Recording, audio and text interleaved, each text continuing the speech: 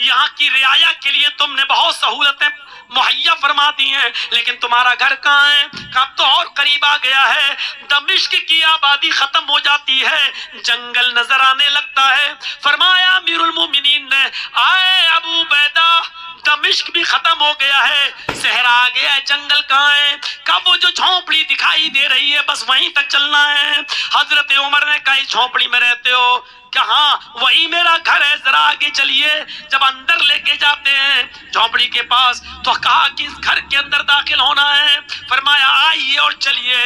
हजरत उमर उस झोंपड़ी के अंदर दाखिल होते हैं, खजूर के पत्तों की छत बनी हुई थी। हजरत उमर ने खजूर के पत्तों पे नजर डाली, नीचे जमीन पे नजर डाली, कच्चा सहन। कहा, आए अबू बैदा, जो शख्स शाम का, उर्दुन का, फिलिस्तीन का, लबनान का गवर्नर है और उसका घर मिट्टी का कच्चा और उसके घर का लैंडर खजूर के पत्तों का बना हुआ, कहा तुम यहाँ रहते हो? हाँ। तुम्हारा बिस्तर कहाँ है?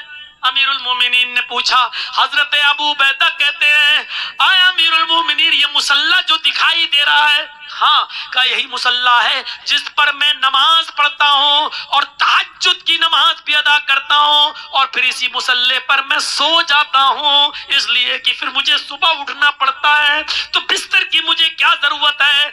मैं इसी मुसल्ले पर नमाज पढ़ता हूँ और जब सोने की जरूरत होती है तो सो जाता हूँ। यह वाकया सियर आलामुन नबला में देखा जा सकता है। मेरे भाइयों, कहा कि कोई बर्तन नहीं दिखाई दे रहा है, चूल्हा नहीं दिखाई दे रहा है, बर्तन नहीं दिखाई दे रहे हैं। फरमाया अमीरुल मोमिनीन, ऐसा कैसे हो सकता है कि मेरे घर हो और सोने के लिए बिस्तर नहीं तो मुसल्ला तो है? ऐसा कैसे हो सकता है कि खाने के लिए बर्तन ना हो? है, अभी दिखाता हूं। फौरन उस खजूर के पत्तों में हाथ डाला और फिर उस हाथ को दाहिनी तरफ डाला, वहां मिट्टी का एक